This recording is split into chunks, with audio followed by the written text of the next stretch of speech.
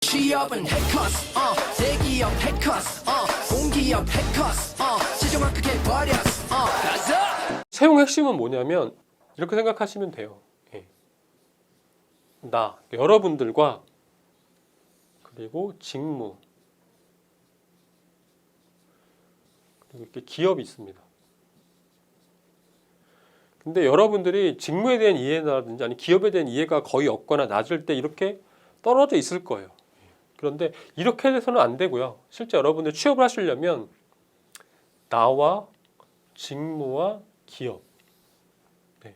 그래서 여러분들과 기업과의 공통점 이런 부분들을 여러분들 채우셔야 되고 이 부분이 직무 역량이 되는 거고요. 이 부분이 인재상이라든지 기업에 대한 이해가 되는 겁니다. 네. 그래서 여러분들이 정말 아까 말씀드렸지만 직무와 기업에 대해서 정말 깊이 있고 넓게 준비를 하시면 여러분들 꼭 취업에 성공할 수 있다 말씀을 드리고 싶습니다.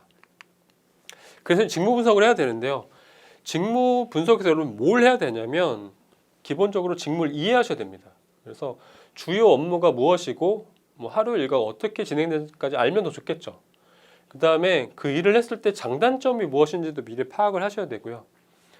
그리고 중요한 게 성과 지표입니다. 이게 입사 포부와도 연결이 되는데 내가 지원한 부서에서 핵심 성과 지표로 무엇이 있을지를 여러분들이 좀 파악을 하셔가지고 그런 부분을 입사 포부로 얘기를 해주시면 더 좋겠죠. 그 다음에 직무를 수행할 때 가장 필요한 역량이 무엇인지 직무 역량을 파악하셔야 되고 이 부분을 여러분들 경험에서 정리를 하셔야 되고요. 그리고 어떤 노력을 했는지도 정리하셔야 되고 그다음에 지원 동기.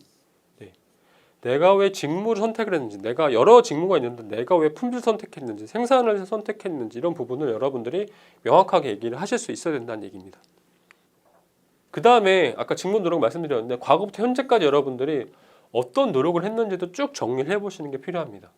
그래서 과목이라든지 프로젝트, 졸업작품, 뭐 자격증 공모전, 뭐 세미나 그리고 뭐 특허라든지 논문 이런 것들 전체적으로 포함했을 때 여러분 어떤 노력을 했는지를 정리를 좀 해주시고요. 그 다음에 이제 미래에 여러분들이 앞으로 어떤 목표를 갖고 있는지 특히 좀 가까운 미래보다는 좀 10년 후 장기적인 목표 그리고 그걸 이루기 위해서 어떤 계획을 갖고 있는지 이런 부분을 여러분들 좀 기술해 주시면 좋을 것 같습니다. 네, 그래서 여러분 직무 분석하는 방법이 여러 가지가 있지만 특히 기아 같은 경우는 유튜브가 좀 잘 되어 있습니다. 그래서 생산관리 자재 쪽 이 분의 이제 인터뷰를 좀 살펴보면 내용이 뭐냐면 주요 업무 이렇게 나와 있습니다. 생산 일정 계획을 하고 신차 생산 프로젝트 매니저를 하고 생산 자재를 공급한다. 그래서 본인이 일을 할 때 애로사항은 뭐냐면 이상과 현실의 차이가 있다. 특히 요즘에 반도체 수급이 이슈이기 때문에 계속 계획을 수정을 하게 됩니다. 입고가 안 되면 그 라인에서 생산해야 될 차종이라든지 옵션 이런 것들이 다 달라진다는 얘기죠. 그래서 특히 협력사 관리가 어렵다라고 얘기를 했어요. 근데 이거 협력사가 잘못했다기보다는 이거는 협력사도 이제 반도체 수급이 안 되기 때문에 어쩔 수 없는 상황이잖아요. 그래서 이렇게 계획을 수정을 하는 게 좀 힘들다. 그리고 그 다음에 얘기했던 게 타 부분 조율이 좀 힘들다.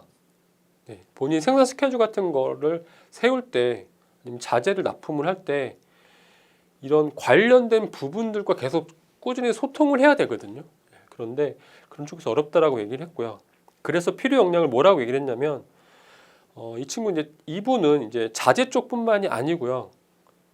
공장 사이드라고 얘기를 했습니다. 공장 사이드에서 필요한 게 분석력. 그러니까 문제 생겼을 때 해결해야 된다. 분석해서 해결해야 되고 그다음에 협상력. 그러니까 조율을 해야 되잖아요. 그래서 협상 능력이 좀 필요하다라고 얘기를 했습니다.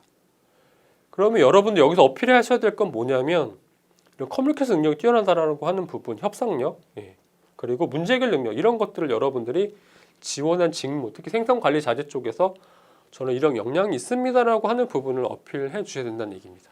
그래서 여러분들이 그냥 추측으로 이런 게 중요할 거다라고 접근하지 마시고 정확하게 직무 분석을 해서 저는 이런 역량을 갖추고 있습니다. 이런 애로사항도 있지만 전 이렇게 해결하겠습니다라고 하는 부분을 직무에 대한 이해도를 어필해 주신 거 추천을 드립니다. 그 다음에 신차 부품 품질인데요. 이거는 지금 채용 공고에서 제가 가지고 왔습니다. 그래서 보시면 신차 신규 플랫폼 주요 업무가 있고요. 그냥 품질 개선하는 게 있고 품질 보증하는 게 있거든요. 그래서 주요 업무는 여러분들의 채용 공고를 통해서도 우리가 알 수 있다라고 이해하시면 좋을 것 같고, 그 다음에 우대사항과 기타 사항으로 요구하고 있는 게 뭐냐면 커뮤니케이션 능력이라든지 뭐 긍정적인 사고, 집중력과 강한 의지 해결력, 긍정적인 사고 뭐 이런 것도 쭉 있거든요.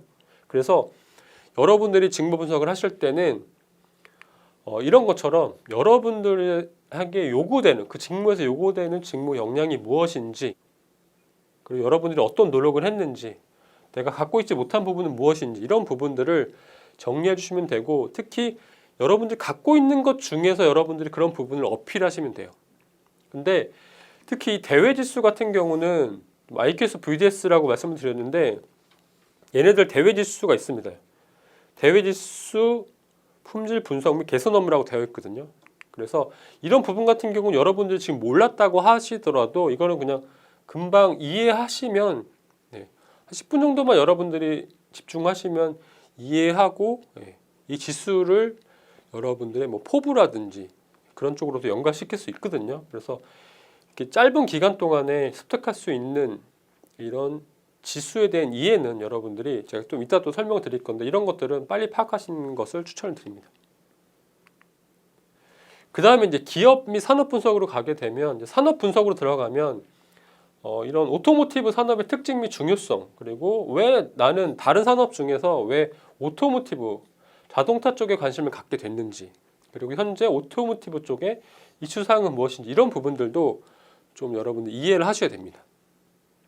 그 다음에 이제 기업 분석으로 들어가게 되면 대표자와 매출 구성, 고객은 누구고 경쟁사는 누군지, 특히 자동차는 뭐 점유율이라든지 판매 대수가 좀 중요하겠죠, 성과니까. 그럼 이런 부분들, 기본적인 부분을 분석하셔야 되고, 경쟁사에 대비했을 때 어떤 강점과 약점이 있는지, 그 다음에 뭐 핵심 기술 같은 게 있으면 좀 이런 부분들도 여러분들 파악하시면 좋겠죠.